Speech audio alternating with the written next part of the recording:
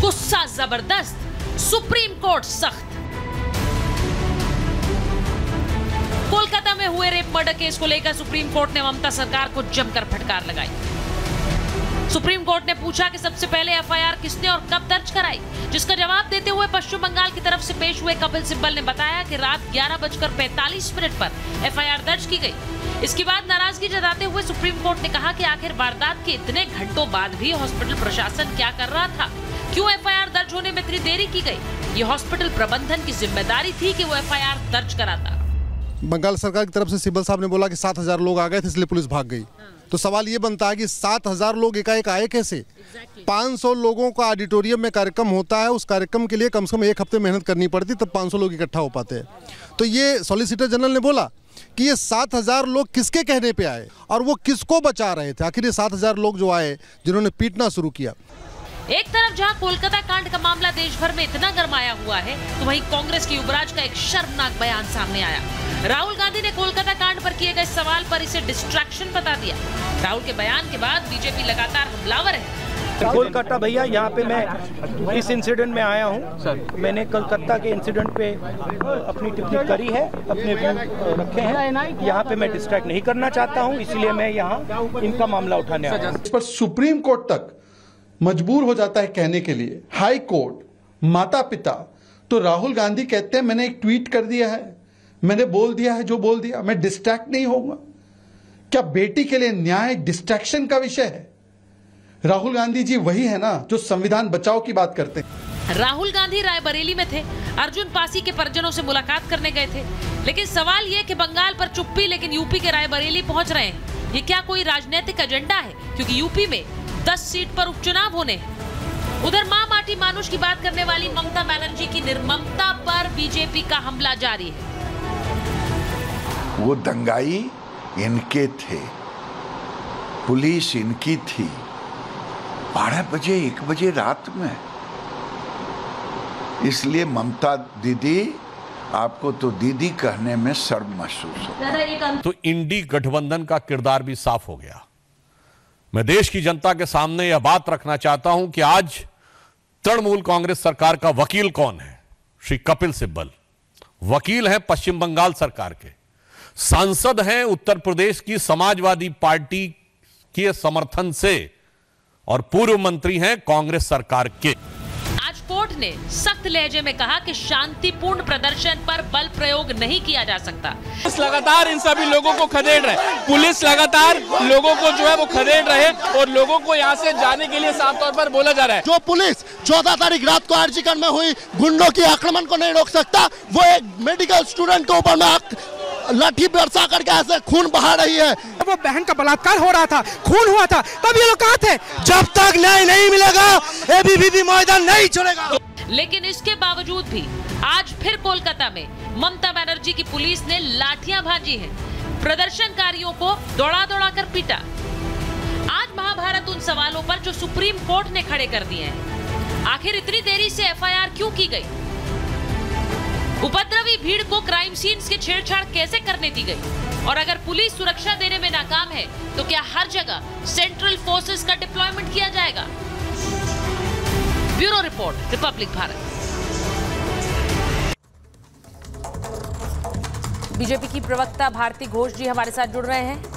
Farmer DGP UP doctor Vikram Singh हमारे साथ जुड़ रहे हैं। सुप्रीम कोर्ट के वकील अश्विनी दुबे जी हमारे साथ हैं।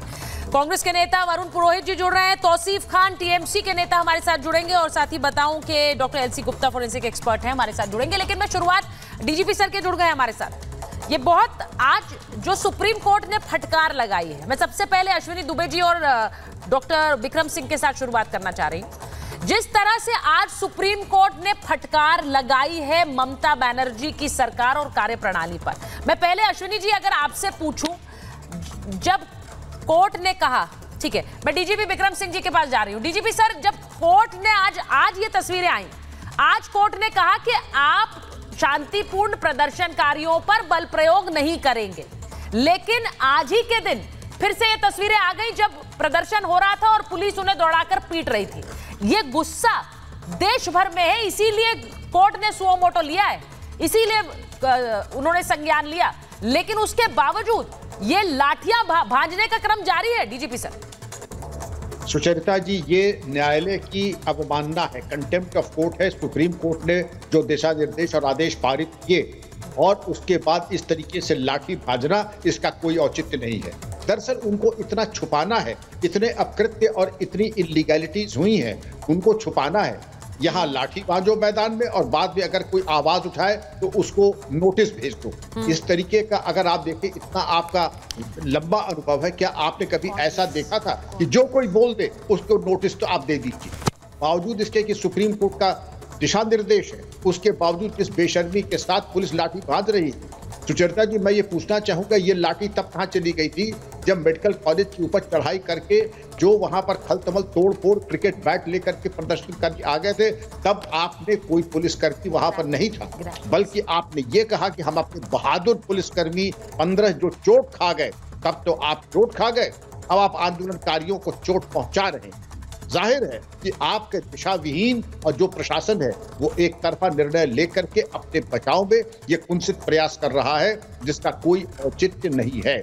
सुचरिता जी, ये इसके देखिए, अब तो सीबीआई जांच हो गई, सुप्रीम कोर्ट ने जो तल्ख टिप्पणी की है उससे और बौखलाहट आ गई है, और उसकी बौखलाहट का ये परिणाम है सुचरिता जी, इस तरीके का अवांछित बल प्रयोग हो रहा है, डिस्प्रपोर्शनेट यूज ऑफ फोर्स हो रहा है। और डिस्प्रपोर्शनेट यूज ऑफ फोर्स यहीं पर नहीं, तब आपको जो मौलिक यूज ऑफ फोर्स करना चाहिए था, जब 7000 की भीड़, और इसमें सुप्रीम कोर्ट ने भी टिप्पणी की है कि 7000 की भीड़ आकाश से नहीं उतरी थी, आई, इकट्ठा हुई, और इकट्ठा होकर के जो आक्रमण किया, तोड़फोड़ की, उस पर क्यों नहीं कार्रवाई की गई? आपने जो बात कही है कि जो तोड़फोड़ हुई उस पर क्यों नहीं कार्रवाई की गई, मैं जरा अपने दर्शकों को बताऊं कि सुप्रीम कोर्ट आज इसको लेकर भी बहुत आक्रामक था। सुप्रीम कोर्ट ने आज सीधे पूछा है कि भीड़ कैसे घुसने दी गई। देखिए, ये एक सिस्टमैटिक फेलियर है, और इसीलिए अश्विनी जी, आज मैं आपसे पहले पूछ रही हूं इससे, क्योंकि इसमें सियासी तो बयानबाजी बहुत हो रही है, लेकिन एक सरकार का दायित्व क्या है इस पूरे रेप और हत्या के मामले में? पश्चिम बंगाल की सरकार ने जिस तरह से इस पर यह सवाल उठा कि देरी से एफआईआर क्यों की गई, इतनी देर में परिवार को जानकारी क्यों दी गई, और ये सब हो रहा था, लेकिन सरकार इसे अपनी वाहवाही की तरह प्रेजेंट कर रही थी कि हमने केस क्रैक कर लिया।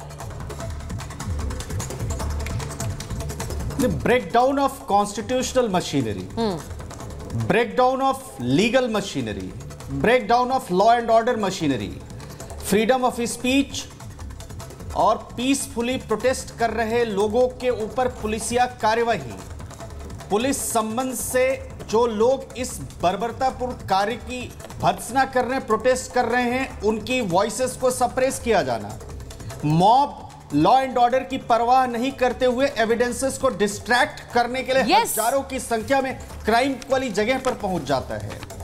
No rule of law but law of ruler of course. Sandeshkhali जैसी घटनाएं भी घटित होती हैं, उसके बाद भी मैं समझता हूं कि वहां की पुलिस जिसकी जिम्मेदारी थी, और under the patronage of state government जिसकी जिम्मेदारी थी लॉ एंड ऑर्डर को मेंटेन करने की, वो फेलियर है। पुलिस पैट्रोनाइज कर रही है इस ऑफेंस को at the instructions of the state government. Supreme court की तल्ख टिप्पणी देखिए, हाई कोर्ट की तल्ख टिप्पणी देखिए। क्रिमिनल इन्वेस्टिगेशन में एक एक सेकंड बहुत इंपॉर्टेंट होता है।